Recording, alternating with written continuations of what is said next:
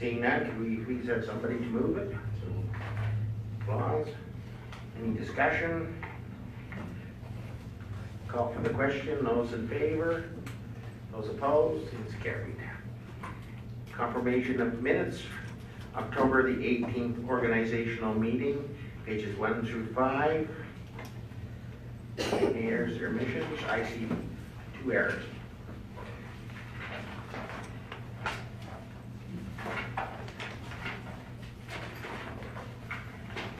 And that would be on page 4. The Inter-County Irrigation Committee, it says a vote was taken. I believe I withdrew my name, but there was no vote. And the same with the Intermunicipal Committee with the City of Lethbridge. I believe Steve withdrew his name and there was no vote. Yes.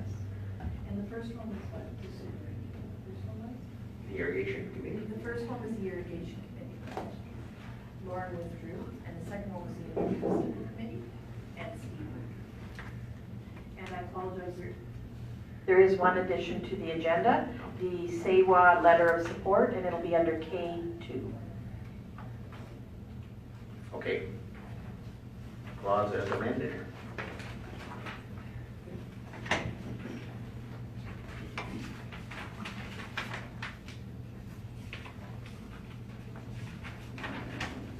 And any other errors in the organizational minutes?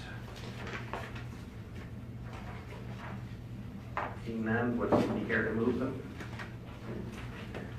Clause.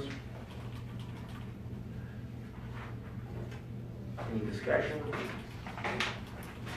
Those in favor? Those opposed? Carried.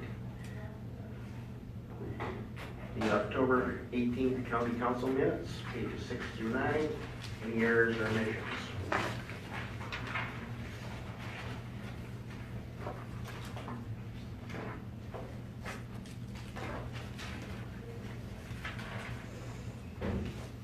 Steve.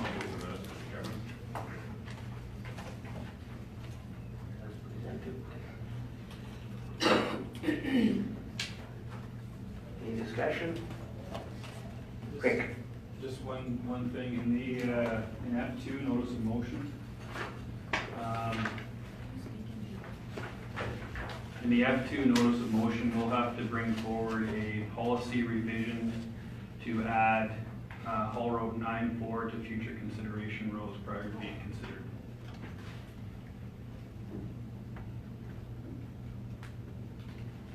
Can you repeat that once more?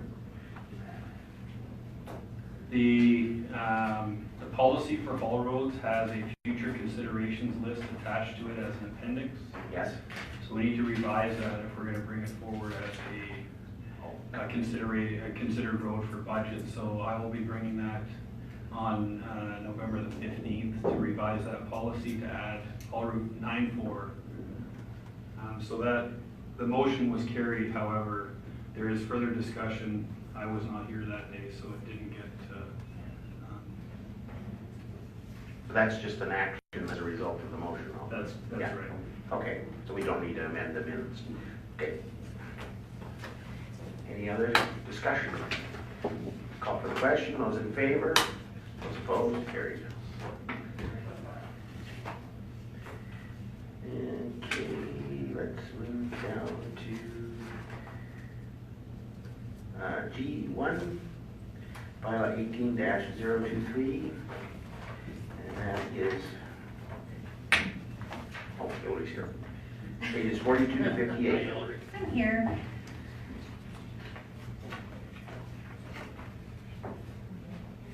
Thank you, Mr. Chairman. I'll just pull it up the location on the ortho imagery so that the council and everybody else can see the location of the proposed bylaw amendment.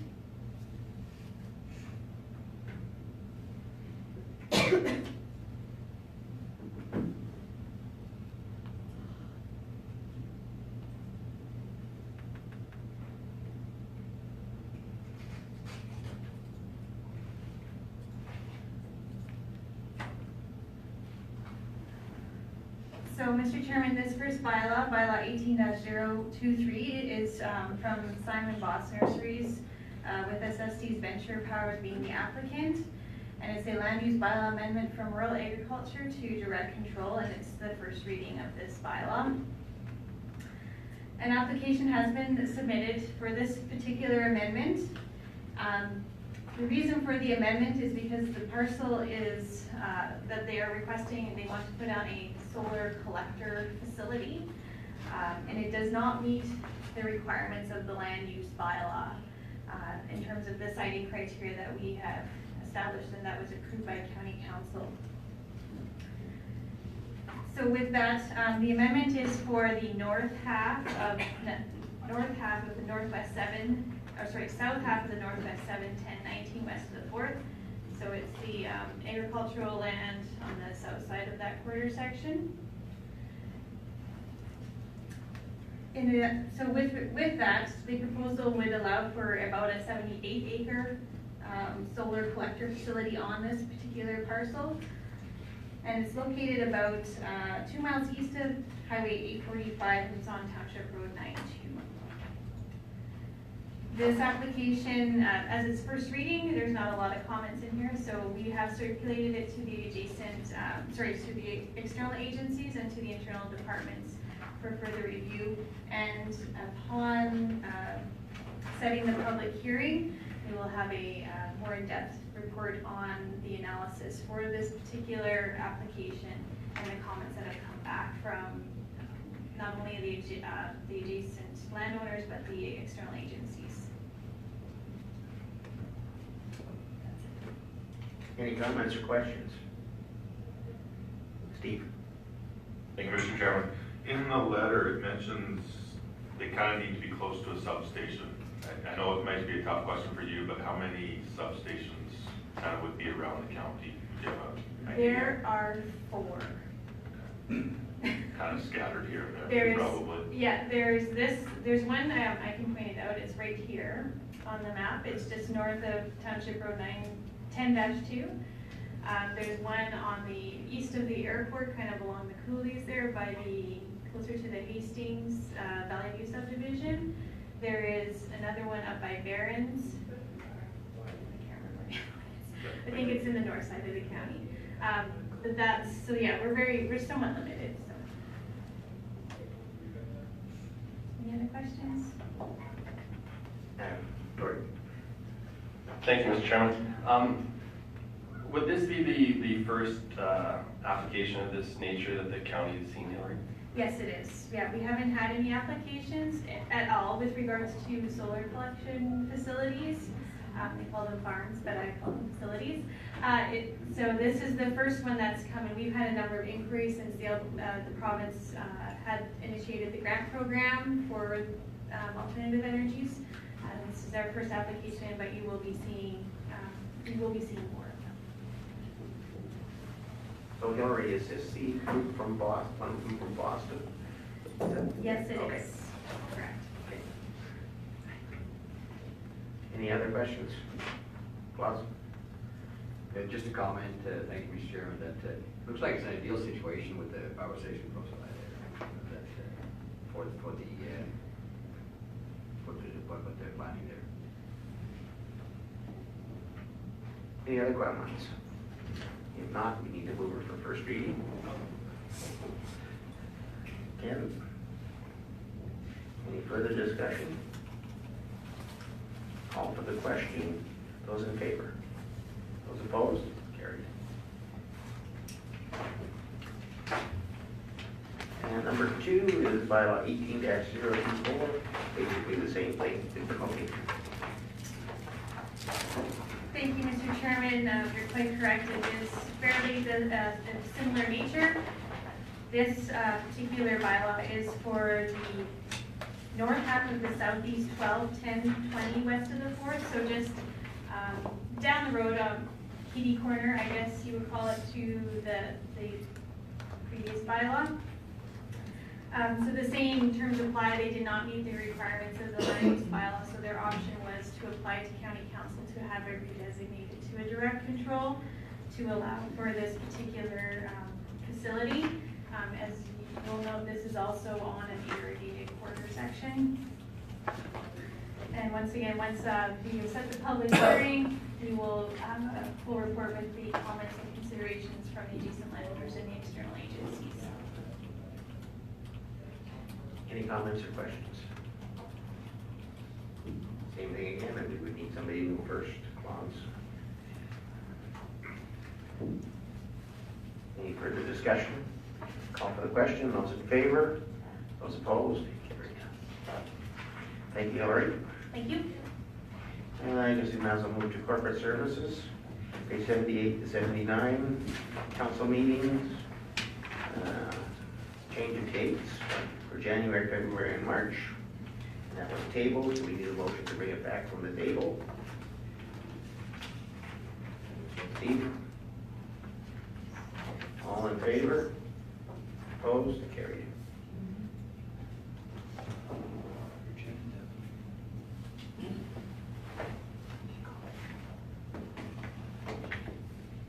Thank you, Mr. Chairman. So at the last meeting, we brought forward a report identifying some scheduling conflicts with the council meetings upcoming. And we're just bringing this back, sorry, to help plan for those January, February, March meetings. We have a very busy start in January with conferences and workshops, and we're recommending one meeting per month, January, February, and March again, because of those meetings that are taking place. Tracy, I do think too, we have set dates for strategic planning, and I'm not sure if we had that at our last meeting on the 18th, if we did have the dates set, because we've now sent out the RFP. Is that correct? We haven't sent out the RFP, it's 2 reports. Two reports. Yeah, for that date. We do have dates that we're recommending for strat planning being January 6th through 8th, the first week in January, but this report was just tabled from the last meeting. We're just bringing it back to get those January, February, March dates set for the council meetings. So Tracy, did you say that strat planning dates were in January? Well, that's what we're recommending, yes. We have a council member who can't attend. At all in January? I made it known that I couldn't be there, but I'm gone till the 14th. Okay. Well, I have alternate dates on the report too. We should maybe do that one first, Sure. so that we can, Yep, we can do that one. okay, so that would be on pages 83 to 84. Yes. Number J3. Okay, thank you again, Mr. Chairman. So this report is to set the dates for the 2019 strategic planning retreat, as well as the location. We have done strategic planning for a number of years, as you all know, and for the last, I guess, 6 years, it's been held in Canmore. We are recommending, we did select the dates of January 6th to 8th and recommended those dates for the retreat to be held in Canmore, but I did list other dates as well that work according to what our calendars show anyways. January 27th to 29th would be nice. We would prefer to have it as close to the beginning of the year as possible, obviously, because it sets the direction for the rest of the year. But there's a couple of February dates listed there as well. We are recommending this year to reduce the retreat from 3 nights to 2 nights, heading up on a Sunday afternoon and doing kind of the opening session, maybe Sunday night, so that we can get kind of, you know, the why are you here, what are you hoping to get out of it, those type of the introductions and whatnot, out of the way Sunday evening, so we can get right into it Monday.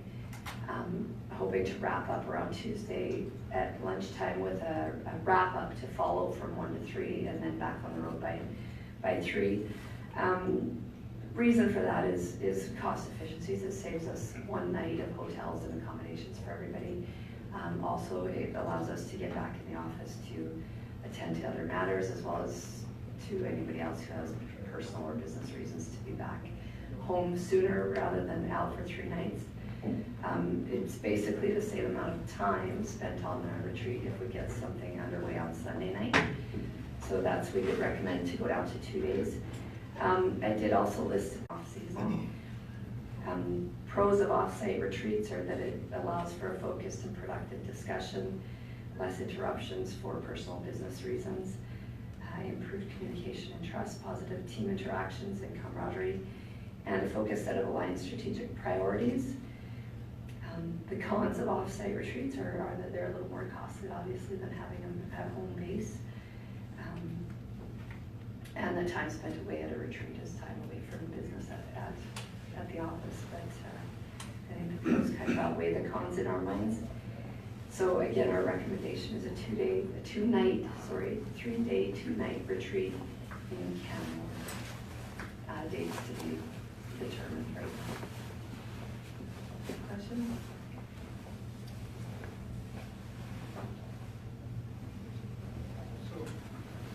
Go ahead, Kathy. Thank you, Mike.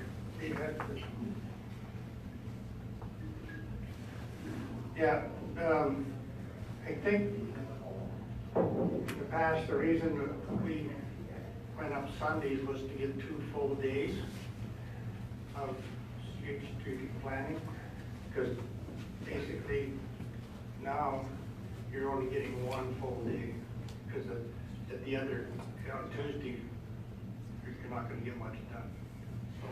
Well, I think the way we kind of looked at it was historically, we used to break quite early on the second day to allow for outdoor activities. So we used to break around 2 on that second day. And then nothing got done on Sunday night either. So I think our thoughts were if we, and the first half of that first day, at least in my opinion, has kind of been setting the stage for the meeting. Why are we all here? Why are we coming together? How's it gonna work? And we just kind of brainstormed and thought that if we could get that part of the session out of the way Sunday evening, then we can get right into it Monday morning and actually get a full productive day of strategic planning, and then with a half day of wrap up. So if that's 3 half days of strategic planning, which is all we used to really put into it if you take the pleasantry part out of it for Sunday night. And I think given too, there were some members of council who were thinking that being in Lethbridge would be a better location. So in essence, we thought that a compromise of only doing 2 nights away might be a little bit more palatable. Of course, that's just our recommendation. I mean, feel free to discuss amongst yourselves if you want 3, we're open for that too. But. So what are the costs compared to staying here versus Canmore? Well, it would be the hotel costs, I guess, is where you would save on, so roughly $150 a night times 12.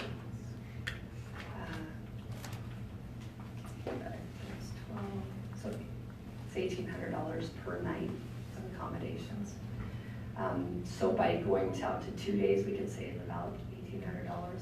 If we had it here in Lethbridge, obviously you'd save the full almost $5,000. There are cons of having it in Lethbridge just because you lose that unity, right? Because everybody would go home at night and you lose that kind of focused element of strategic planning, but not to say it doesn't happen. Lots of places do them on home base. Morris? Yeah, thank you, Mr. Chairman. Do we need 2 motions on this issue, or We need 2 which, sorry? motions on this issue, like one where we want to go and the other one on the dates? You can break it into 2 if you choose, yeah. Steve? Thank you, Mr. Chairman. I'd still like to see us at least attempt to have it in Lethbridge, at least for 1 year. You've got an extra, pretty much 1 day per diem just for traveling on each end. There's extra meals. To me, it's probably about 8,000, if not more, difference to have it here. Personally, it's more of an inconvenience and family disruption to go away. I've got family things planned for Sunday. I've got Monday, Tuesday. It's just a lot nicer to stay home. For me, it just works a lot better. And what's everybody else's thoughts? Tori? Thank you, Mr. Chairman. I would echo what Councillor Campbell has just said. I think the value that we get out of the process, it's you get out of the process what you put into it. If we come together and we're dedicated and we want to work towards the end goal of a strategic plan that works well for the county, I think we can accomplish that wherever we are. I do see I agree that there are positives to being out of the county and away from distraction, but I think we can mitigate that distraction if we dedicate ourselves to the task at hand. So I'd be in favor of, as Steve said, trying Lethbridge. Thank you. Tracy? Thanks, Mr. Chairman. I'll just add to Councillor Campbell's comments there. That an off-site location is also ideal if you do it at home base. So not to have it in this building would be ideal. So there would be some room rental costs and catering likely, but so you wouldn't save all the costs. But I think if you can find. Planning is or not, it's tough to make a decision, but in the past and most all the time, everybody's gone right after the meeting and that's the end of it. So you're not talking at night about it or whatever. And it just, that's the way it is, because you'll always have a problem at home or whatever, that you can't make it in the morning or afternoon or whatever. So, but if you're far enough away, then you can concentrate on it. Ross?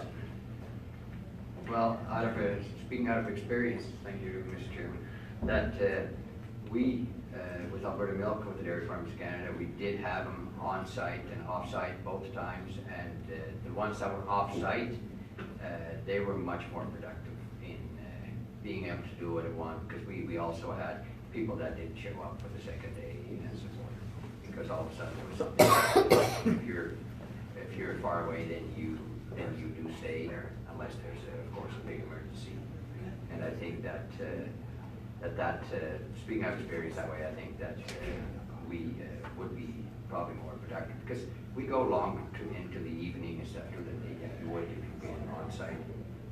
And I think that that way, and I'm not saying that we have to go that far all the way to Canmore, but I mean, I guess those were the sites that were kind of looked at and picked. But other than that, I find if you're a ways from home, it's easier to concentrate on the task at hand. Thank you. Bob? Well, for me, I wouldn't mind staying in Lethbridge and try it once, just to see how it goes. Horace? Thank you, Mr. Chairman. Well, I've been on both ends with you, trying at home, and every time we tried it at home, it didn't seem to be as effective as when you went away, because just like the previous council said down there, you concentrate more on the issues that come up, but if you're at home, yeah, you seem to be distracted a lot easier from what you're supposed to be doing. However, I got a feeling down here that the way some of the councillors feel about it, like I'm not objecting to trying it at home for once, but I think the timetable we had, if we went to Canmore, is actually too short. So we would have had to say another night down there, I believe, so if we do it at home, then I guess we can make it 2 full days, and maybe it will be more effective that way. So I have done it both ways. And I guess the biggest thing depends on who you hire as a consultant. Because no matter whether you're at home or away, if you don't have the right person, it's not worth a damn. Tracy? Thank you, Mr. Chairman. We do, pending the outcome of this report, have an RFP going out for a facilitator tomorrow, just so that we can put the dates in there for that process.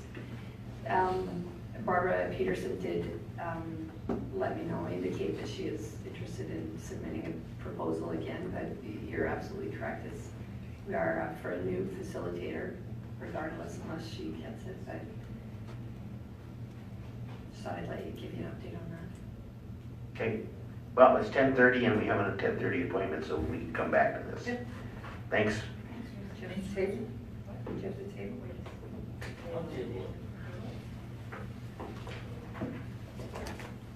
one?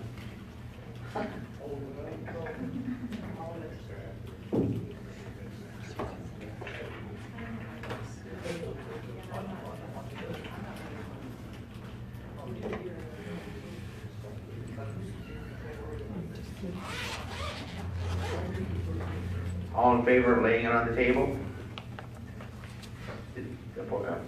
Opposed? Carried. Yeah.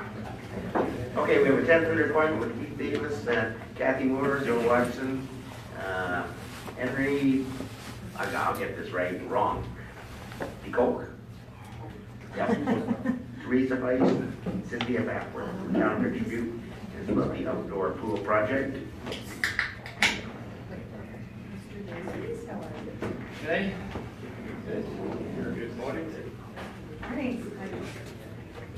Good morning.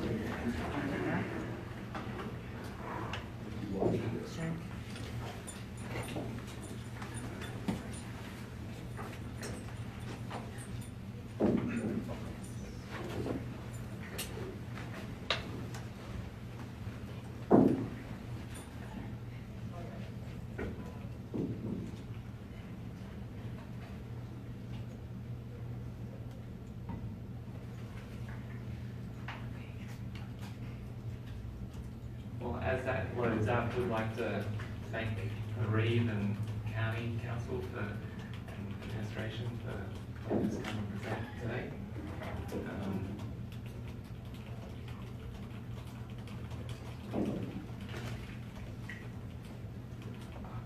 Go ahead whenever you're ready. Okay, thanks. So we're coming to make a presentation to you about our Picture View pool and pool building reconstruction. And we'll start with, I guess, why was it needed? Why is it needed? The facility that we've had is about 54 years old. It's completely outlived its lifespan and was deteriorating in a number of areas. The pool basin was leaking significantly, and our pool building has some structural issues, in particular with our concrete floor. And we've already completed 2 renovations in that lifespan. And so we felt that doing another renovation on the pool basin was not worth the investment on such an old piece of infrastructure. It was also not meeting the current code for pools in a number of areas. And one of the main drivers of it was it wasn't meeting our users' expectations or satisfactions. The pool basin wasn't family friendly. If you had a child that was under 6 years of age, our shallow end was too deep for that child to stand. They would have to be held by their parent, and there was no other area within the facility that would allow a toddler or a child to play in the water without being directly held by their parents. There also wasn't an area for our families to come and spend time at the facility. One person that visited our facility said if Alcatraz had a pool, this is what it would look like. Because it was just concrete, barbed wire, and it wasn't a great place to spend time there. So that resulted in under-usage of the facility, and we had public pressure from our families that we needed to do something there. We also had a group within town that, because it wasn't meeting the family needs, that wanted to build a spray park. And we've been able to channel that interest and that dedication into the pool rehabilitation. We knew we had to do something with the pool, and we didn't want to build another piece of infrastructure that was going to draw people away from our design, incorporate fun spray features into our pool. So we're meeting that desire, and the town has no interest in building a separate spray park. We're going to only have the one water feature in the town. With people not coming and with the age of the facility, we had an increasingly operational deficit, and families were just going to other facilities. They weren't patronising our pool. So council approved the project in their 2018 council, in 2018 budget deliberations, and that was towards the end of 2017.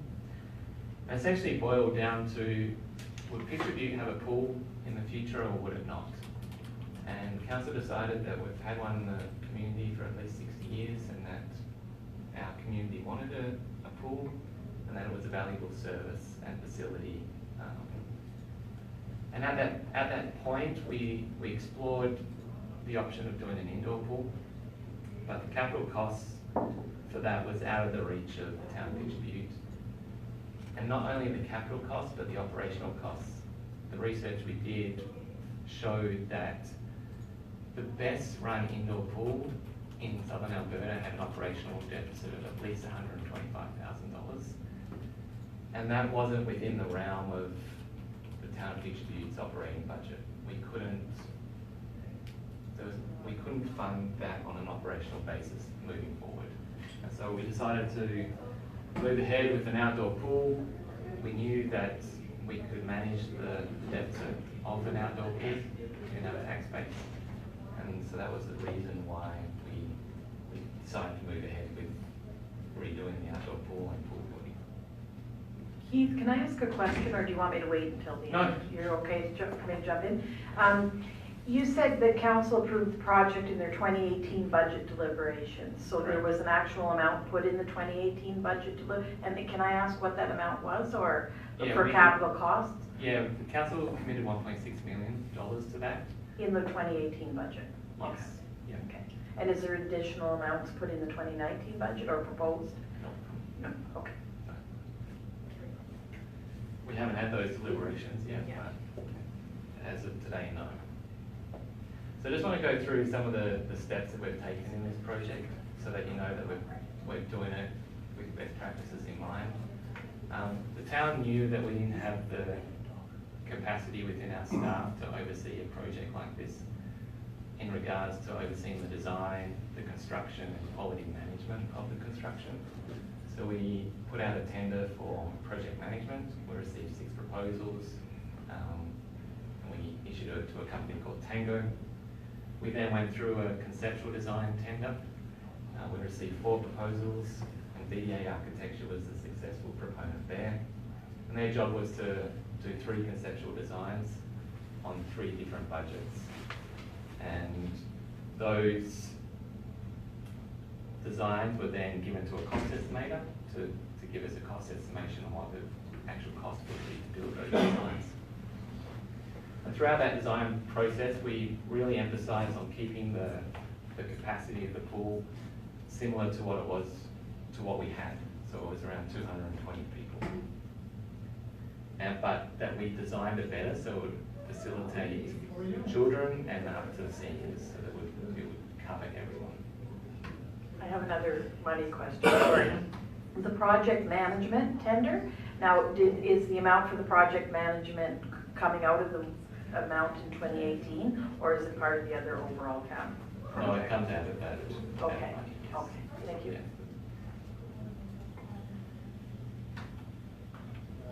We then took that conceptual design to an open house, which the Reeve and some other councillors attended. We had a great turnout with 80 people attending. It's about 10 times more than what we usually get at an open house. And we had a comprehensive questionnaire that people filled out and they gave us feedback on the design. They gave us their opinion on what design that they would like to see built in the town. And so we took that feedback and we incorporated it into the design.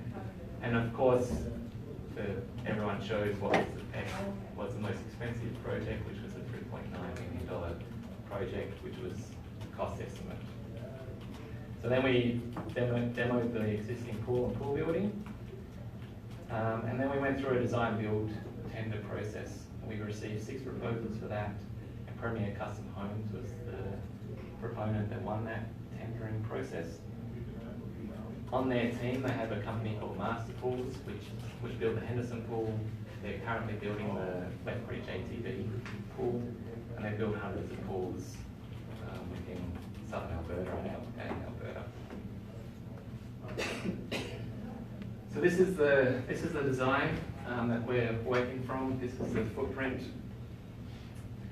As you can see, we've got a 3-lane swimming pool that's been reduced. We used to have a 5-lane swimming pool so that we could accommodate an area for younger children, toddler area,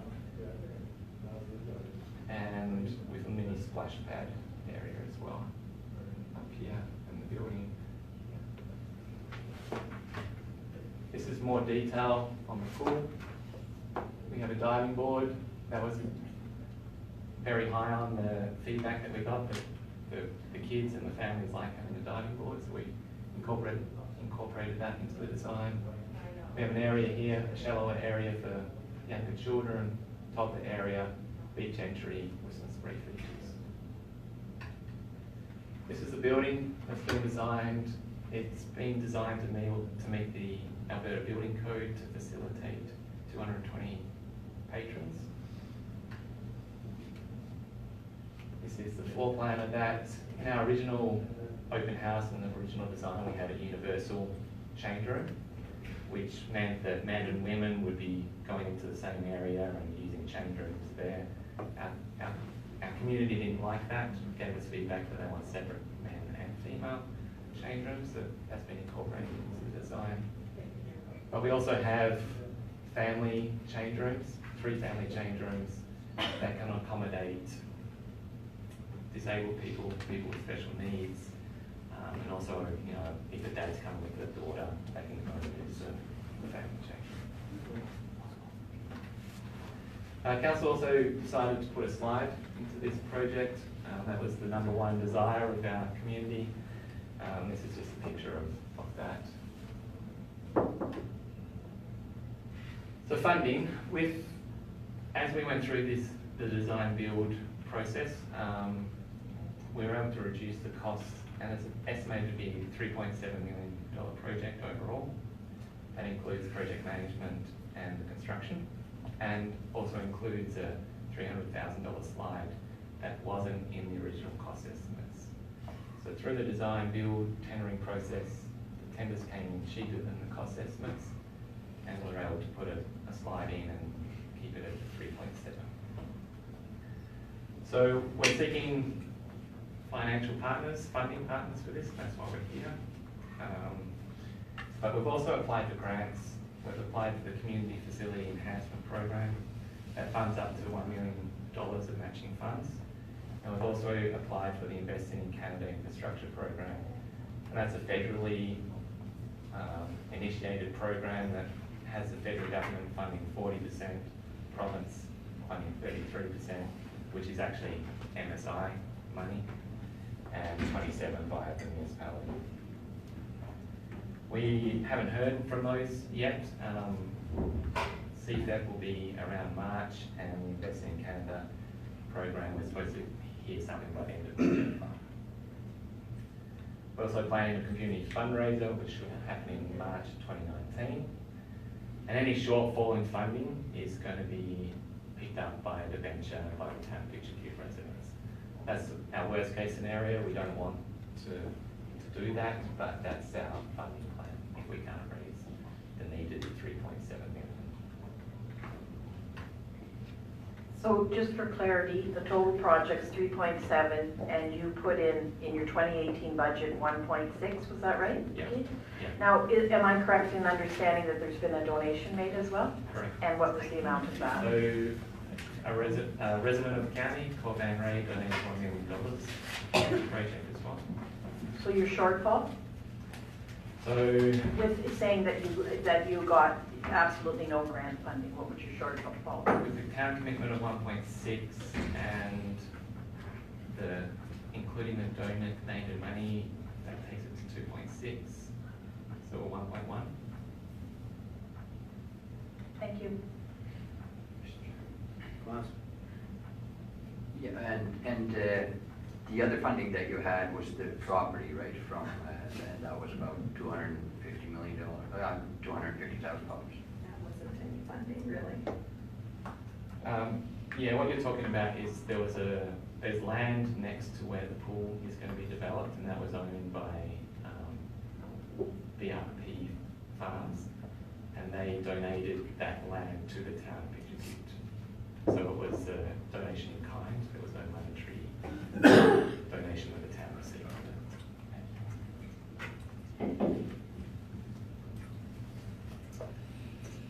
So why are we coming to the county to ask for money? This is our rationale of why. We've worked out that the swimming pool will service at least 3,000 county residents and possibly up to 4,365 county residents.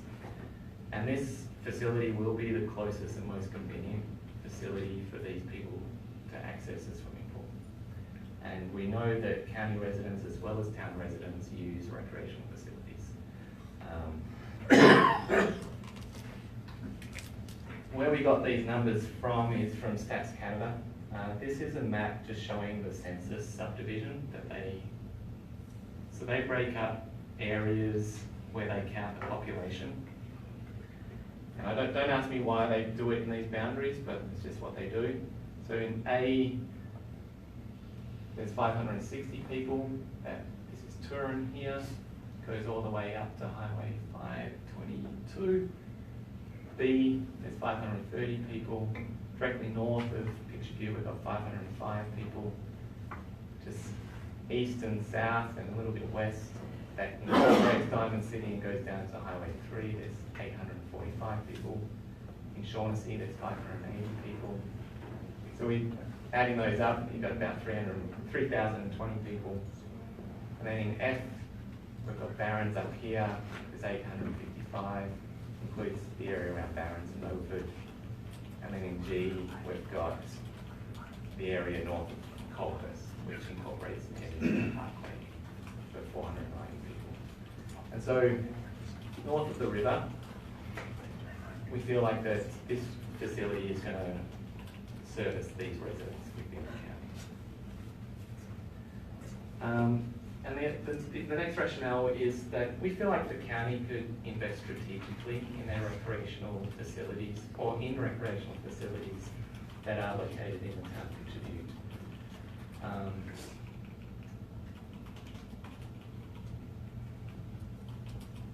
There's a concentrated population of county residents around Picture Butte, and nearly all of your residents north of the river are within a 30-minute drive to access these facilities, which is well within service delivery standards for residents to access facilities like a pool and an arena. And also, if the county wanted to invest strategically in recreational facilities north of the river, we think Picture Butte is a great place for that to occur because the facilities already exist there. We know the county may be a little reluctant to invest because if you invest in one municipality, another municipality is going to come and ask you, well, you invested here, why can't you invest here as well? Colhurst, Nobleford and Barons historically and currently aren't looking at providing these kind of recreational facilities within the municipalities. Also, if the county could quite rationally argue that if you invested in facilities in Picture Butte, that investment is servicing residents within a 30-minute drive and is accommodating all of the residents north of the river. So you wouldn't need to make additional investments into municipalities like Colhurst, Barons and Nobleford for pools and arenas. And you know, when I was thinking about this, you could also then strategically invest in those facilities south of the river in Colgan. This is just a little map. This is just a little map showing the driving distance of 30 minutes in relation to Picture Butte. So as you can see, the vast majority of your residents north of the river are within that driving distance. So we're requesting an investment that's 50% of the total project cost, which equals about $1.85 million. got a population of 1,810 people.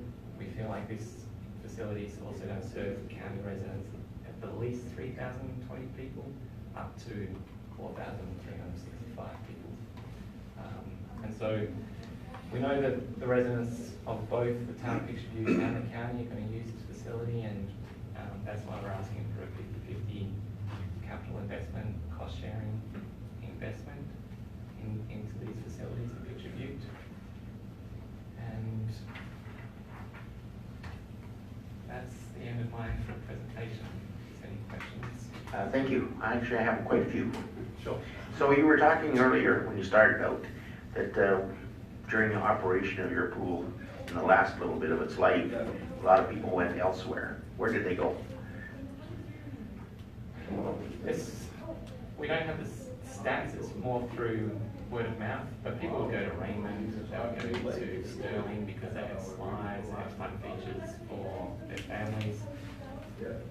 We know with Henderson being built, last year they went into Henderson. Yeah, possibly Tabor as well. So. And so do you think any people went to West Lethbridge? Or is there more, are you talking about outdoor facilities only, or? We're talking outdoor facilities in the summertime. In the summertime, most people are going to go to an outdoor facility. Sure, the indoor facilities still do get utilised, but when the weather's nice, it's hot, people are going to outdoor pools instead of the indoor ones. In the winter, obviously, vice versa is true. Then you were talking about the cost of operation of the pool. So what is the cost of operation annually for the pool? Overall budget's around $150,000. We average about an $80,000 operational deficit for our previous pool.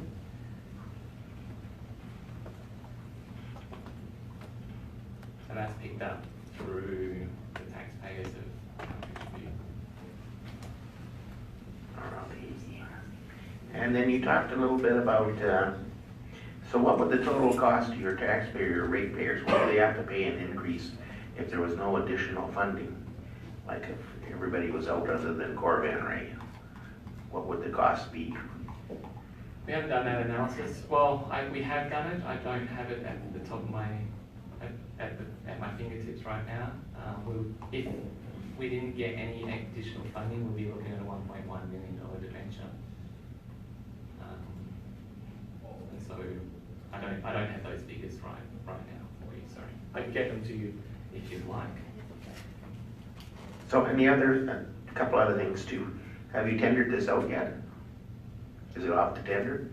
Yeah, the design build tender has been completed and it's been awarded to Premier Construction. Okay, so and the last thing I want to talk about was you talked a lot about on your map there about people who and how far they would travel. So Coulter certainly is a lot closer to Lethbridge than it is to going to Picturebute. So what's the likelihood of you gaining that market? Well, you're right.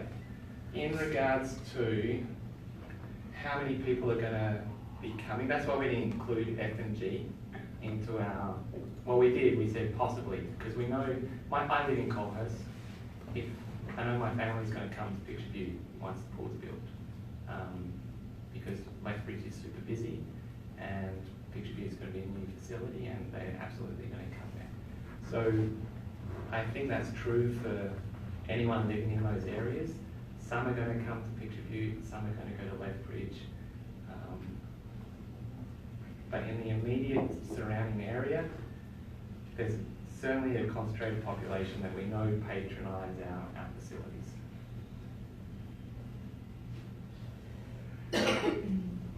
Okay. Anybody else have any questions? Go ahead, Tori. Thank you, Mr. Chairman. Several times you mentioned Barron's, Nobleford, and Colhurst. Has there been any attempt to engage them in this process, and is there any interest from those municipalities in the project? The county's been the first one that we've engaged. We've talked about also engaging and asking Nobleford. because they've strategically said that we're not going to be building these kind of facilities. You're within a 10-minute drive to Picture Beauty, go use their facilities. And so in conversations with elected officials, they've said you should come make a presentation to Nobleford as well. We haven't done that with Colhurst or Barracks. Any other questions? Klaus? Yeah, thank you, Mr. Chairman. The 3,000 people that you have roughly there that would be, that you expect to come to the pool, yeah, are these people that you think is going to be there on a regular basis? Do you have any stats on the people that came to the pool in the past?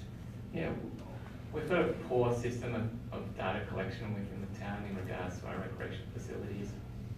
It's kind of been old school where you come in, you pay your fee in cash, or we didn't even have a debit machine.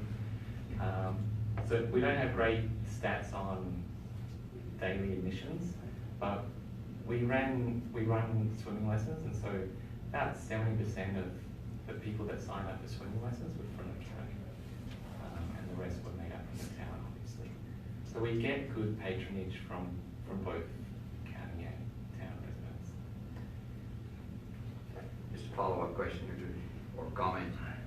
With all the residents in the county, without the residents in the county, what a Picture Beauty have thought of building a swimming pool if we couldn't count on the rest of the county taking also using the facilities? Because I think that the majority of the people that live in the county probably would be a big factor in US setting this whole thing up.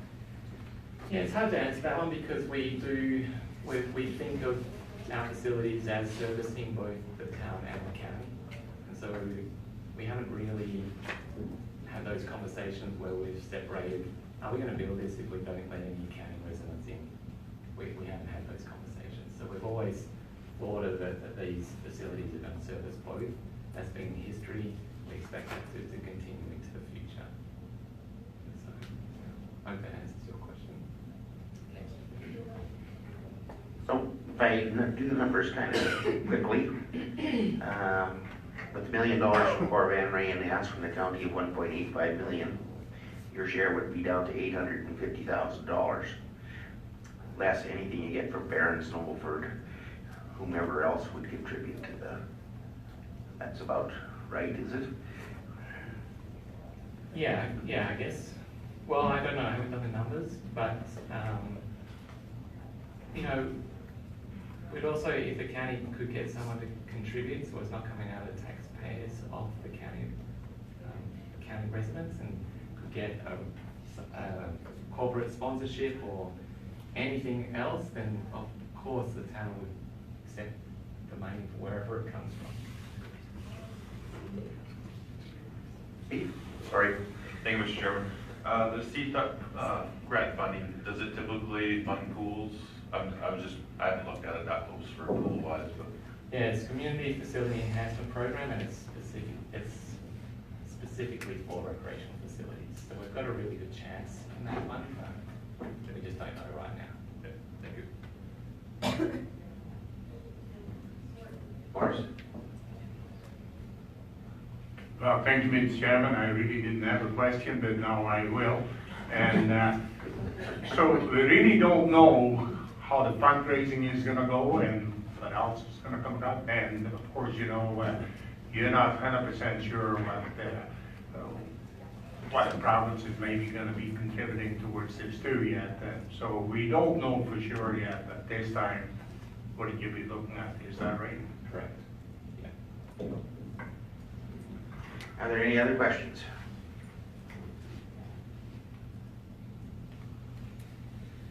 Steve? Thank you, Mr. Chairman. You mentioned a community fundraiser. Is that planned for March, did you say? Sometime in March, yeah. Don't quote us on that. We're putting a fundraising group together, and in the initial thoughts, we're thinking around March of 2019. Okay. Any other questions? Tori? Thank you, Mr. Chairman. I'm just speaking from personal experience. I know where my family lives. We're kind of situated Coldell on the one side, Sterling, Raymond, and I know for my young kids, you know, we do use the facilities in Sterling and Raymond because they do have some facilities that are newer. A lot of things you touched on, Keith, they're not used as frequently. So I do believe there is an element of if you build it, they will come. And so I guess I want to applaud you guys for getting things moving and getting it to this point. I know it's a huge bite and a huge undertaking just to get to this point, let alone getting to the finish line. So thank you for coming today.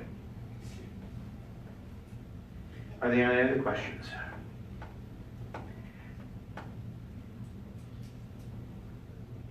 Well, thanks very much for your presentation today, and I think we're probably going to refer this to administration for a report to be brought back. Sounds good, we appreciate your time. Okay, thank you. And who would like to make that motion?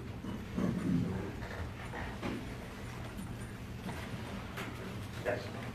Thank you, Mr. Chairman. Would also just budget discussions, would that be even more appropriate than the report coming back in a couple weeks? Yeah. We're going into budget soon anyway. Both, I think, yeah. Both, I think, too, and then a more thorough background report on funding, and I work with Keith on more parameters and background. Absolutely. Thanks. Yep, thanks very much. Yes. I will send the presentations to Anne, and so she can disseminate it. Okay, great. Okay. Thank you. Yeah, thanks, Keith. Tori, thanks. All in favor of that motion? Opposed? Carried. Okay, we have an 11 o'clock appointment for Darcy Hale from RMA Insurance for the Link Pathway. Larry? Thanks very much, Mr. Chairman, members of council. Page 10 of your agenda, there's a brief report just kind of introducing today's subject matter with respect to this staff report to council. Starting off with the executive summary, I'll just quickly kind of summarize here. I won't go through the whole thing in great detail, but the county has already made some commitments to the Link Pathway Society in support of a proposed pathway that would link the town of Coaldale to the city of Lethbridge through Lethbridge County. And of course, there are always questions regarding liability and risks to the county and all users, I suppose, associated with such development and maintenance of a trail. And we believe that these matters should be addressed and given some further thought before any further commitments are made. With respect to a motion or a recommendation, there is no action requested or required of council at this time. This presentation today is merely for information purposes.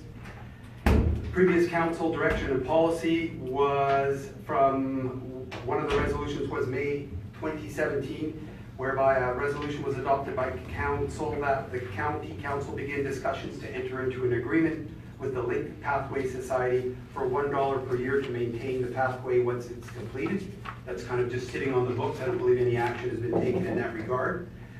And then at the August 16, 2018 meeting, Councillor Tori Campbell was appointed as a committee member to the Link Pathway Society Committee.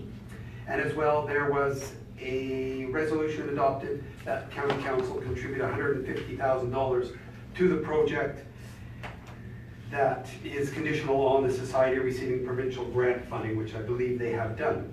A little bit more background is that, again, liability and risk matters need to be addressed. And I'm pleased today that we have Mr. Darcy Hale, our RMA, Rural Municipalities of Alberta Risk Advisor, to give a presentation on the subject.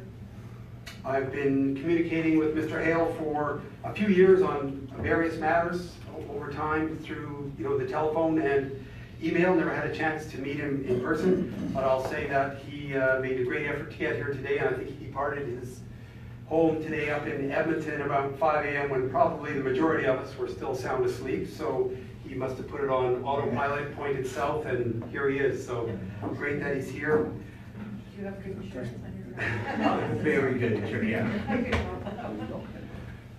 There are no direct financial implications as a result here today. Again, just like to stress that I think we're very fortunate to have Mr. Hale and his time and expertise here to answer as many questions probably as we have for him. And I'm sure if we don't if he doesn't have an answer to a particular question, he can research it and get back to us in good time. So, Absolutely.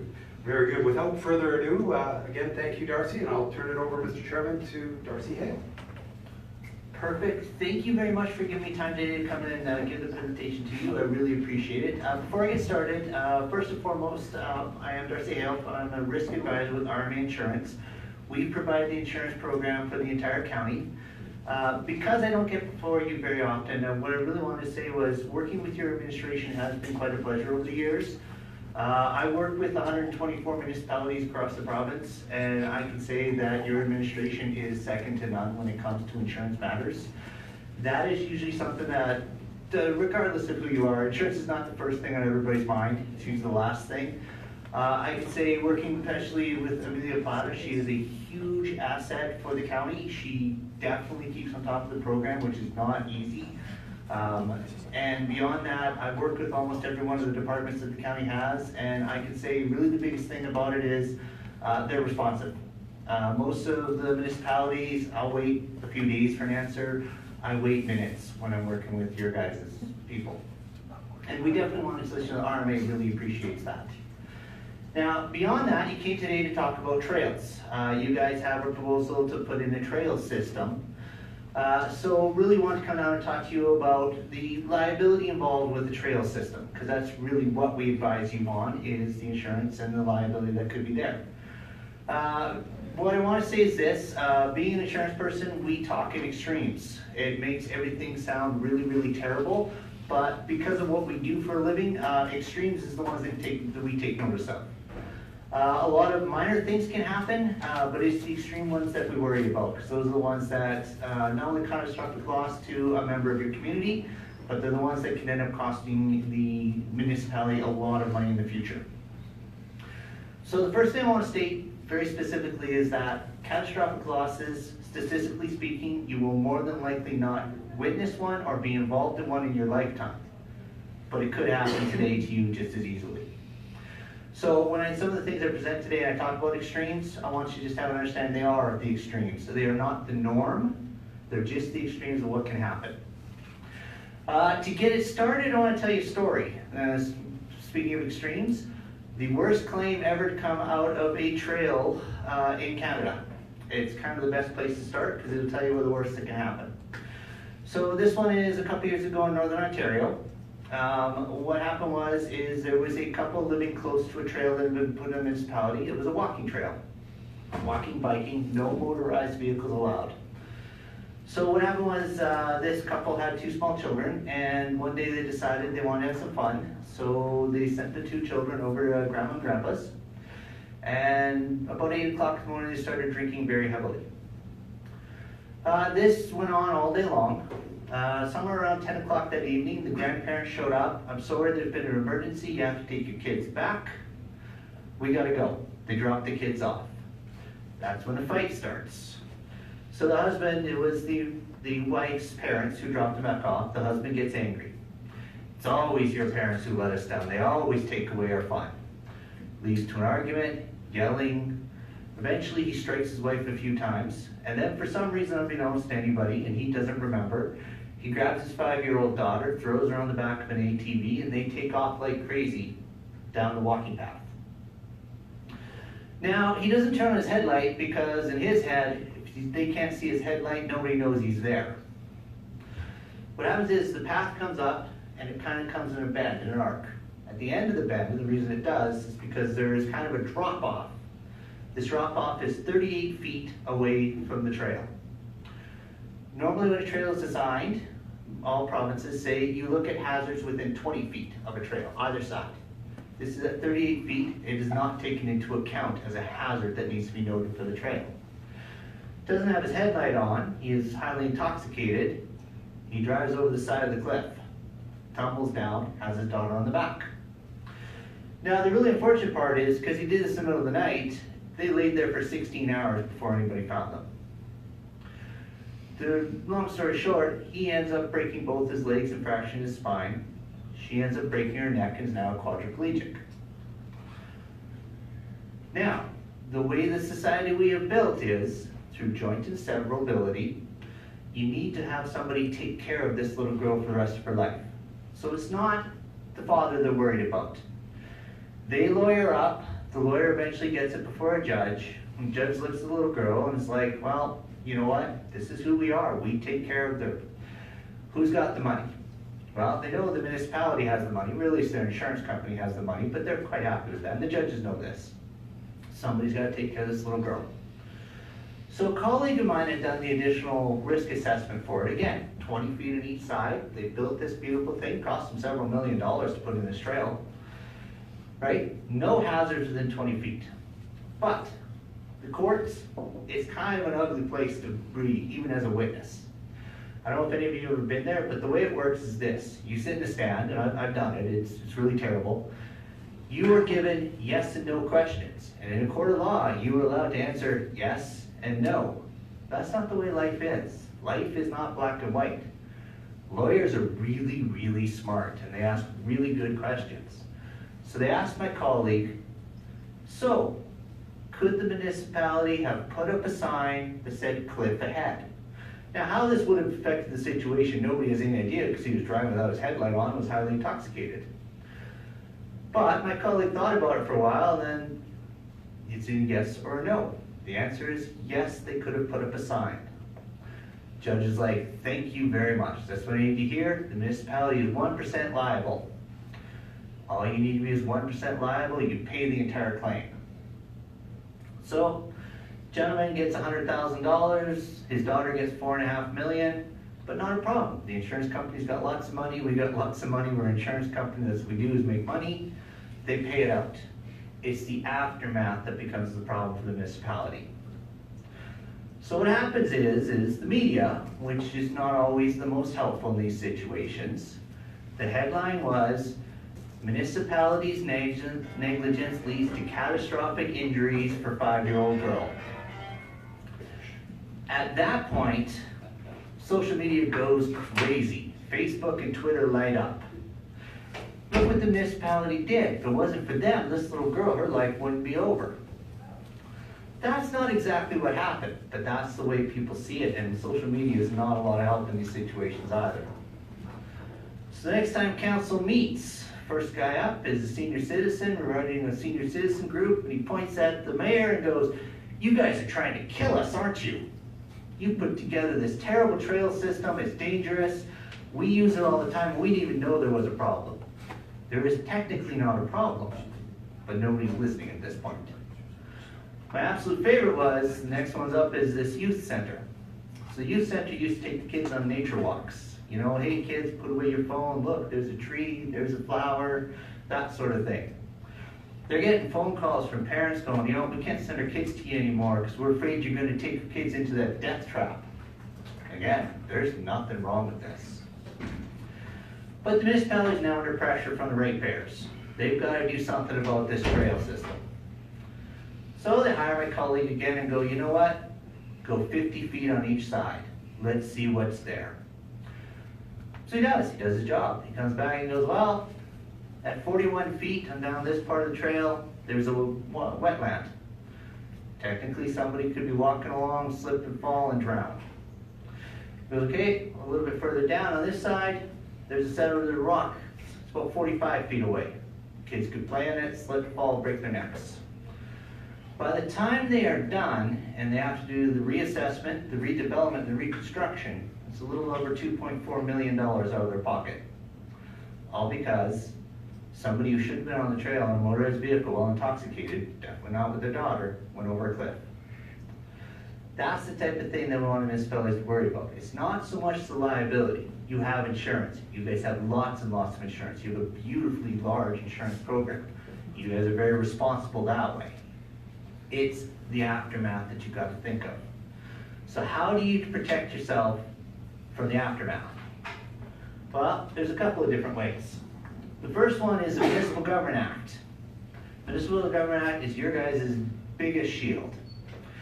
Basically what it says is that as long as the county takes the steps that are reasonable and within its resources, it can't be sued for what happens afterwards. So again, if they, now we're talking time development, and taken the time to assess at the 50 feet, which isn't standard, it's 20 feet, have put up a sign saying cliff ahead, don't jump, they would have been off the hook and not the 1%, and all of them afterwards wouldn't have happened. So that is really the biggest thing, development and maintenance. So you want to make sure that if the county, whether or not you provide funds, is not the point, that the county is involved in the development of it to ensure that it's being developed to standards and that everything is being met that can mitigate future risks. Second one is maintenance. So you guys will then be the occupiers if you take it over, if you take over the trail system. You'll be responsible, could be everything up to clearing it, to maintaining it. You have to make sure that you have the resources in place to do what it is you say you're going to do. So development is where I want to start. First and foremost, this was from a presentation that was put together for, I'm assuming for you guys, it was forwarded to me. It shows what the future trail is supposed to look like. Now I saw drone footage of the current area the trail is supposed to look like. It looks nothing like this. Now it may look like that in the future, but that is drastically different from the current condition. So the idea behind it is, now this is a great picture and people put it out there because it raises funds. Look at the beautiful land we're going to put together. Municipality, especially council, needs to make sure that they understand exactly what they are going to get. If this is realistic, that's fine. But if it is not, make sure you understand what you are going to end up with, right? Because if your idea is you're going to get this, but this isn't possible, then you're committing yourself to something that can't happen. And unlike say a community group that builds it, they can walk away, you guys don't get to. You are supposed to know better. That's just the way everybody looks at it. Second one is, and this is up to the builders, asphalt or gravel. Gravel works better, but it's not the best for biking. People like asphalt for that. What we see in our trends through our own program, what we've checked out across the country, is asphalt, with the type of weather we have and the way the earth works, for whatever reason it gets dips.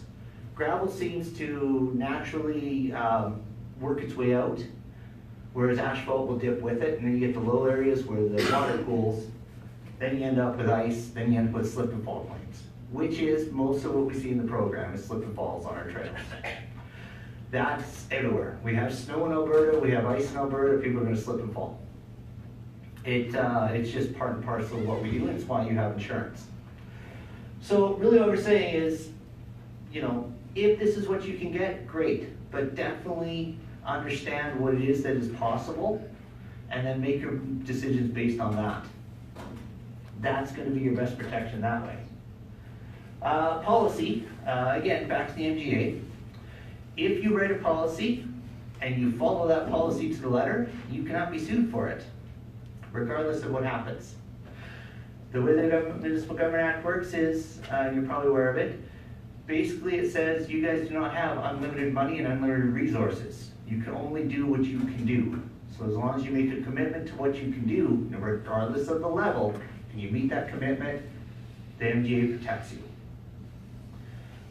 So I'd say, write the policy on maintenance and clearing that you absolutely can meet. Do not go beyond what you think. A lot of times, people have, you know, they think they can do better than they can. If you exceed it, fantastic. But don't write a policy or expect your administration to provide you with a policy if they can't meet it every day. That's going to get you into trouble very, very quickly. Because as soon as you can't, your protection from the MGA is gone. The biggest way to protect yourselves, and this goes back to my guy going over the cliff, is signage. You need to make sure that there is adequate signage. That is what we find most of the ones that we end up paying out on is because there wasn't a sign. Now the way the law works in Canada is, you know, people say use at your own risk. There is no my own risk. That's not the society we have. I am not responsible for what I do. What it is, though, is that if I tell you not to do it, you do it anyways, that's on you and not me. Signage is exceptionally important. So definitely different types of signs, permitted use and prohibited use. You want that definitely at your trailheads. access points. Hazard identification, that goes back to the cliff and the wetlands I was talking about. Now you guys don't have that exactly because I've seen the drone footage, but that's the idea behind it. Directions, yes, people have gotten lost on trails. You're not sure how they get lost, but they do. And then they end up suing the municipality because of it. Traffic warnings. We had one, it was very unique. The one about the directions, he got lost, he missed his meeting, he wasn't able to make a sale, the business went under, he sued the municipality because of it. Didn't get any money for it, but he did sue, and it was quite the hassle. Traffic warnings, this is going by a highway. We want to make sure that on the highway, it states there is a trail nearby. Many claims we've seen across North America is where drivers don't know there's a trail, they think it's another road, so they drive down it, and they run somebody over. Big mess all over the place. Trail identification, this is another good one. You guys, again, it's kind of flat open land, so it's not quite as important, but again, we've had people get lost in the woods because they didn't know where the trail went. Environmental protection is another huge one. This is going to be bigger and bigger and bigger. If the users are leaving any type of garbage or debris along your trails, you have to have a policy in place on how it's going to get cleaned up. You are the occupier, you are ultimately responsible for what goes on it. Last but not least, a place to report issues. People love to be able to call the municipality and tell them what they're doing wrong and what's wrong with everything. So you want to make sure they have access to that too. Beyond that, a couple of hazards to look at. This does go by the highway. The province has suggested that you should not have a pathway within 30 feet of the roadway. More than likely, this will all be planned in once they do put the actual plan down, but you want to make sure that it's aware of it. If you have to go less than 30 feet, it's got to be barriers, right? Something that stops. Best example is the trail coming out of Banff. It's a federal trail, it's not a provincial trail, but what they do is the trail is actually right next door to the roadway, so they put big, huge fencing, right? Kind of catch fences, so if anybody comes off the roadway, they can't really get at people hiking or biking. Side slopes are a big one. It depends how close you are and exactly what the land is, but the idea of a side slope is the trail is not at the same level as the highway, either higher or lower, so the people driving cannot view the trail, they can't see it. So we have had ones where they're like, after an accident, they crashed one vehicle accident where they rolled in the ditch, rolled over the trail, and that's what caused the damage to the car, so they say. And so they're like, you know what, you didn't tell me there was a trail there. How was I supposed to know? That one was a fun one too. Like I said, signs of the roadway advising of the path. Canals. This was from the drone footage I saw. Now it looks like it crosses a canal. It doesn't say how it's going to cross it, whether it's going to be a land portion or a bridge or something. In fact, these are St. Mary's River Irrigation District canals. Really the biggest thing in this is environmental hazards. Not just, and this is more for the construction as well. So what we have seen with, not with St. Mary's thankfully, but with another one of our canal irrigation districts, the municipality allowed somebody to build something near it. They dropped it into the canal, and then Alberta Environment came down with a sledgehammer. The actual cleanup was about $10,000. The consultants were about another $250,000. So it's another thing the municipality has to be aware of, not only in building but also in maintaining. And like I said, crossing the canal, it's obviously safety. It is going to be St. Mary's Canal, so you don't want them involved and have them understand as to what's going on with their canal to make sure that they're very happy with it. But you also got to make it so that nobody can fall in the canal. Now, my understanding, just from the information I was given, is it's supposed to kind of run along one of the canals. That again there, have to look at safety. If you allow them to build it and don't put in the proper safety, that's going to be on you guys. The builder is going to be long gone. The community group that raised the money is going to be long gone. You guys are going to get sued if something happens that way. Yeah. Okay, so the drone that you had for the canal and the pathway alongside of it, did you come out when the St. Mary's had their full flow of irrigation?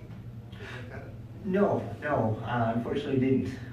So definitely absolutely, and yeah, when it flows, it goes right to the top. So that would be another thing where, depending on, and it depends, they can put it back, but I believe there's private land in there, so it's another thing you guys would have to be aware of, or at least the builders would have to be aware of, or the developers. Right, and the private landowners would also have to be aware. So that's definitely another thing to really look at, because yes, it also looks like it crosses kind of close to a holding pond of some type. So, again, not that these are huge issues, not that we're thinking, but I talk in extremes, right? And it's the extremes that's going to get you into trouble. Bob? No, I was wondering, did you bring any pictures of the drone? I would like to see those pictures. Larry's got the pictures. Sounds good. Yeah. Because that's, yeah, the canal reach case. And yeah, and like I said, it's an initial flyover, so it doesn't exactly show where they're going to place anything, it just shows the land from way up high, so. Yeah, but it'd be nice to see it. Yeah, definitely, you guys should be involved in taking a look at that. I highly recommend it. Okay, so maintenance, when you're looking at what you should be doing for maintenance, what we say is, once a year, you're gonna have to do a complete inspection of the trail. So that is not only just the trail surfacing, but what's around the trail. We go back to 20 feet on each side. You wanna make sure that it's clear, no signs have been knocked down, there's no garbage or debris that's, lost on it. So it is a little bit of commitment. The nice thing is you only gotta do it once a year, really, right? Beyond that, what we state highly is that you have some sort of community group be involved. They are your eyes on the ground. Basically a user group, somebody who's on the trails all the time. Have them volunteer on behalf of the county. So volunteers as far as liability goes, county already covers them, right? They volunteer for you guys. Who then go up and down the trail and they can let the county know what's going on.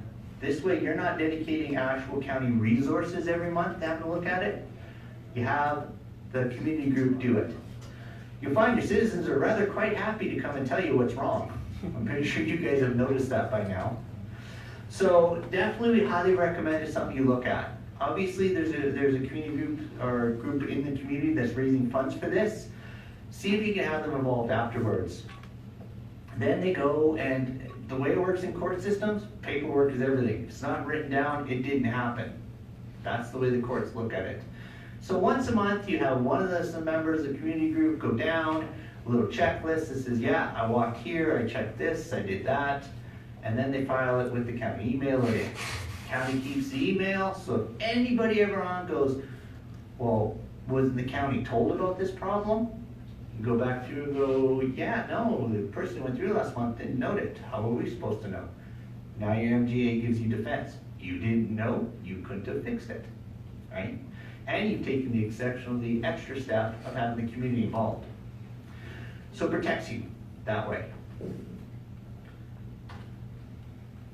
Additional named insureds. So if you get a community group, if they incorporate, so that's what it comes down to, incorporation. This comes back to really my understanding is they are collecting a large amount of funds possibly. So they may want to be incorporated to manage those funds until the development of the trail happens.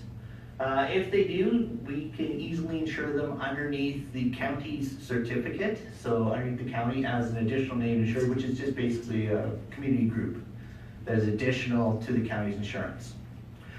Cost of that is $600 a year, roughly, give or take a little bit. Now that would include what's called crime coverage. So again, if they're gonna have a lot of money in the bank and somebody steals the money, there's crime coverage to replace that, depending on which level you get.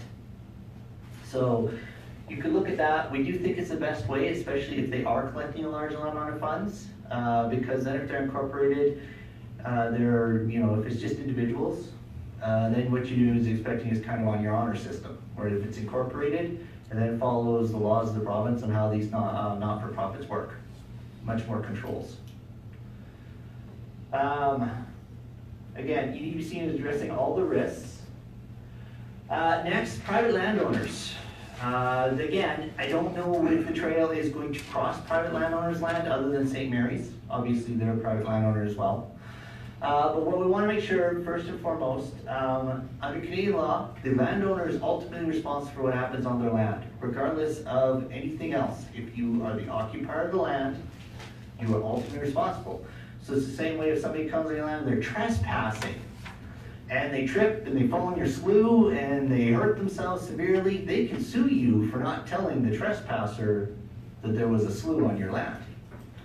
That's, again, the court system we have. Now, if you put a sign that says no trespassing, hazards inside, don't come here, that's great, now you've addressed it. But if you don't put out that sign, you can be sued and you can have to pay them.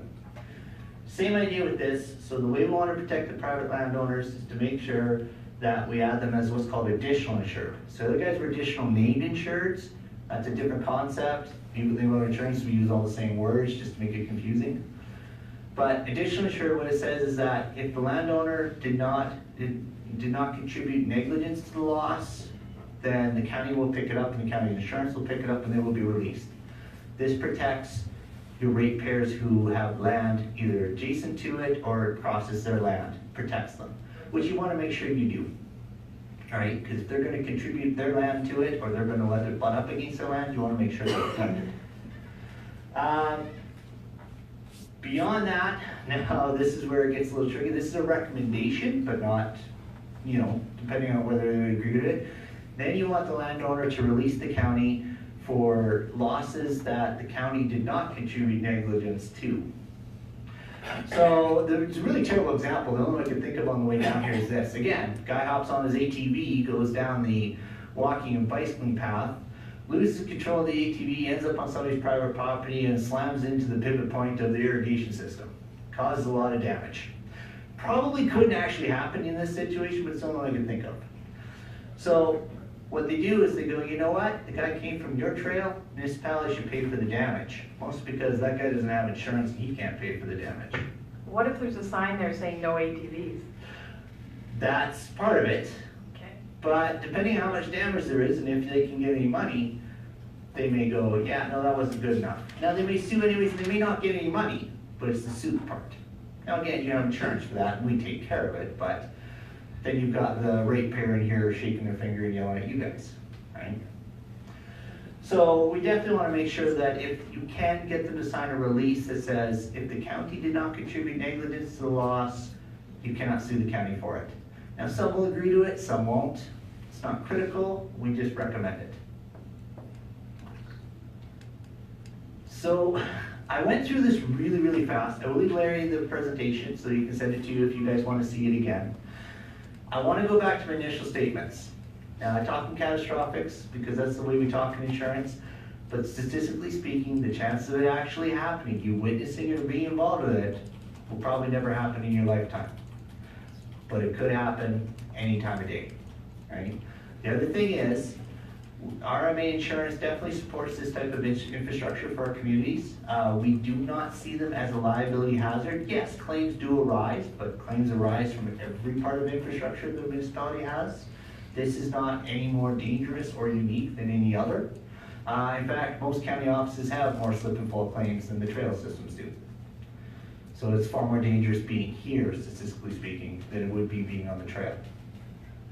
But you guys, to protect the municipality, just need to make sure that administration, or you guys on behalf of the administration, take the steps to put it that, to put in place the shields for the municipality. So, do you have any questions on that? And Darcy, I have a couple up for you. Okay. So I guess the one thing that I'm not clear in my mind is we have some recreation or community organizations in the county that actually own their own facilities. And a few years ago, I was under the understanding that we could no longer insure them or use our insurance policy to insure them because we technically don't own it. So is that right or wrong? It's kind of so what it is the county cannot provide the insurance, but what the county does and how we're unique, most insurance companies say you're not the owner, you can't insure it. What we do is we allow you to place it underneath the county's schedule, underneath the name of the actual owner. So it has to be a not-for-profit community group that's listed as an additional named insured, right? right? So we provide the liability and property coverage. So we do, we have gone that extra step for you. The county itself cannot insure it, but we do allow the community group to insure it underneath the county schedule. And technically what we do is, the trade-off is we charge you guys for it, you pay us, and you have to collect from them. So we get our money either way. But, so it's kind of, no, you can't, but yes, you can. If that makes any sense at all. Yeah, clear as most government things. Yeah, that's the beauty of it. My last question was, in this case, where the, in places the trail will be, probably less than 10 to 15 feet closer to the water, does that mean it has to be, gets protected from the water? Or how does that, because you sort of talked about that, but didn't really. It's really going to come down to where exactly they are going to put it. There are provincial standards as to what type of barricades need to be depending on how close you are to it. The heavier, the closer you are, the heavier the barricade. The heavier the barricade, the more they cost, right? What we have found in some trail systems that were built years ago now, this is long before the local case studies and everything else, they didn't bother. Safety wasn't really a thing back in the 60s and 70s. It's not how we thought. So a lot of them where it literally butts right up against the water and there is nothing to protect the person from falling in at all. That being said, if you go to most of your major cities that have rivers flowing through them, they literally put the path right there. It's that much distance to the drop off into the water, so you can do it. It's just highly recommended that you don't, because it can lead to issues later on. Okay, thank you. Claus? Thank you, Mr. Chairman. I know this is all worst case scenarios that you're mentioning here, and it's pretty scary, like even trying to get into something like this. And I see poor Henry sitting in the back there, and looks like he's not very impressed. But these are, would it be more, less liability for the county if they would just stick to a certain amount of money that they get instead of taking on the responsibility for taking care of the pathway? Is the pathway going to be on your land? No. Not at all? No. Some of it. Yeah. Some of it. Oh, where? Just across the road, I guess.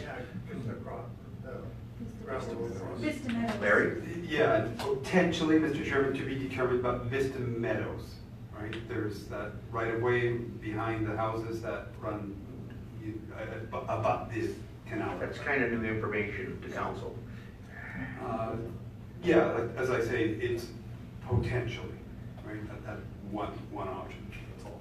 So now I go back to the owner of the land is ultimately responsible for what happens on the land regardless of anything else. So if it's going to be on your land in any way, shape, or form, and because you guys are considered a sophisticated organization that is supposed to know better, you really cannot just not be involved. Now, the level of involvement you can choose, but you really can't choose to not be involved that way. Any other questions? Morris? Yeah, thank you, Mr. Chairman. You had all kinds of different scenarios, what could happen or whatever, but your bottom line was, this is not a major liability for the county. And that is kind of what we want to get across. And that is probably with anything in the county. Yeah. And that's exactly what I want to get at, is that, yes, terrible things can happen, and I want to give examples of the terrible things that can happen, so that the council understands that take the appropriate steps, and then those terrible things can affect the county. Right? That was the idea behind it. But again, through the program and through our research, trails are not a significant generator of claims or losses or injuries for the people of Canada, but most of the people of Alberta. So, and again, we do highly support this type of infrastructure. There is no problem. Again, if the county decides to take on the responsibility for it in any way, shape, or form besides allowing it on your land, it does not cost the county any additional premium. You already are actually paying for this type of liability coverage through your original program with us. So it doesn't cost you anything to take it on, insurance-wise. Rick? Back to your scenario with the girl that got paralyzed. Had the municipality had a policy that said they're only going to do a risk hazard assessment to 20 feet outside the pathway, would that have covered them in that case? That actually probably would have been a contributing factor, yes. Yeah, so like I said, it comes back to the policy. And when they were developing it, of course, they never took this into account. So they did not have a policy that said, no, anything beyond 20 feet will not be taken into account, because they wouldn't have written that in. See? Any other questions? Corey? Thank you, Mr. Chairman. So you just said the pathways and the trails did not contribute to a high level of risk. In your opinion, for municipalities, what is something that is of a higher risk then? What do you see more frequently then? Two things, the two biggest claims we have coming out of municipalities, well, I shouldn't say it, one is administrative. The biggest claim we actually have is what's called errors and omissions. So the Municipal Government Act states how municipalities' administration must administer. And a lot of times we get tons, thousands of claims every year for municipalities being accused of not administering properly. But when you're talking physical damage or bodily injury, the two most important ones are one, slip and fall. That's always the best. That's Alberta, right? That's really Canada, but that's Alberta. Used to be you get into a car accident, you had whiplash, you got a lot of money. Well, now everybody feels, hey, I slip and fall on municipal land, I'm going to get a lot of money. They usually don't, but it's what people think. Second one would be property damage, usually from the operation of equipment by a municipality. Right? We do see the trail ones pop up every year. And percentage-wise, it's not even in the 1%, it's below that. We have never had in our, little over 50 years now, we have never had a significant catastrophic loss on one of our trails. Everything's always been minor injury, sprained ankles, broken arms, those types of things that heal and people move on. Awesome. Thank you, Mr. Chairman. There was, years ago, because there were a lot of these whiplash cases and slip and fall cases, and the government at the time, didn't they put a maximum on what insurance companies had to pay out? Yeah, so now at the time it was 4,000, now it's 5,000, which is why for instance insurance we call it the auto lottery, right? It's like hitting the lottery when you were in a car accident. If you got into a fender bender, you claim whiplash, you got $100,000. Under the previous Ralph Klein government, they reduced that to 4,000 maximum. Add inflation over a decade or so, and it's now 5,000. So people now don't sue for whiplash. They used to all the time. What we have seen is that transfer the trend to somewhere else. While everybody seems to know somebody who knows somebody whose cousin got $50,000 for slipping and falling on municipal property. Most of that isn't true, by the way, but it's, everybody talks, right? So that's really what we get. Like I said, our administration buildings, they have tons of slip and fall claims every year. Most of the time, it's not as catastrophic as a person claimed, but the lawyer said, no, we'll sue, we'll get you lots of money. Yeah. So I guess what you're saying then is if we did go ahead with this, to be very prudent in how we did it and be very involved in the process to make sure that we've covered every eventuality. That's the idea behind it, right? Is because, like I said, you guys are a sophisticated organization. The way they look at it is you guys have unlimited resources because technically you can tax the people of your county for eternity and get the money. That's not how it really works in the real world, but that's the idea behind it, right? So to protect yourself, make sure you're involved early in the process, in the development of the process, and in the maintenance and observation of the trail. Rick? So you briefly just said it might be a whole other conversation, and I know that we've sent a request for information from you guys about operating equipment on private property, and you said that that's one of your main things, the claims that come in, and we have had discussions with council about that recently. I'm wondering if you could just elaborate on that a little bit. Okay, so we do, Army Insurance highly recommends that the county, obviously it's county's choice or council's choice, but our recommendation is that you do not operate county property on private land, especially for the clearing of driveways, right?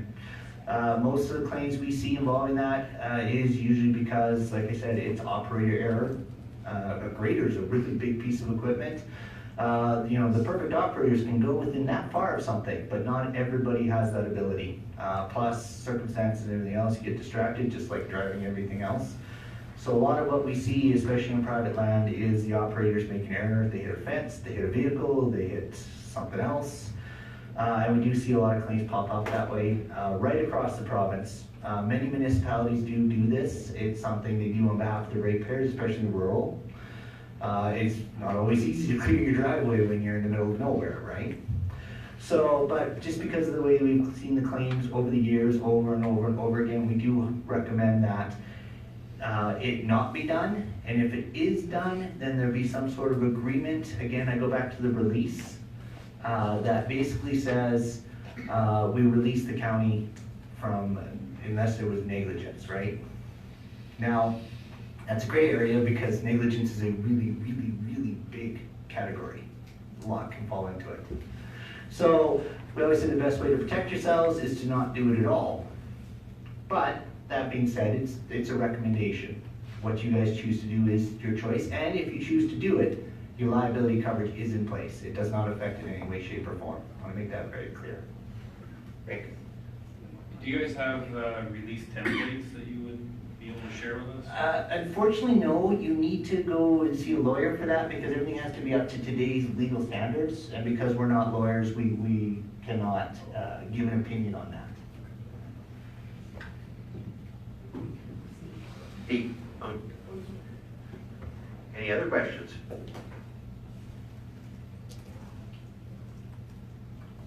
No, see none. Thanks very much for coming down today. That was very informative. Yeah. Thank you. Appreciate that. Thank you.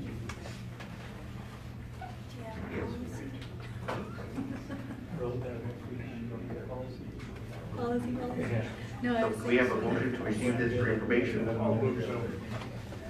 I was thinking, I've been needing to do this for a while. Policy for our disclosure and our environmental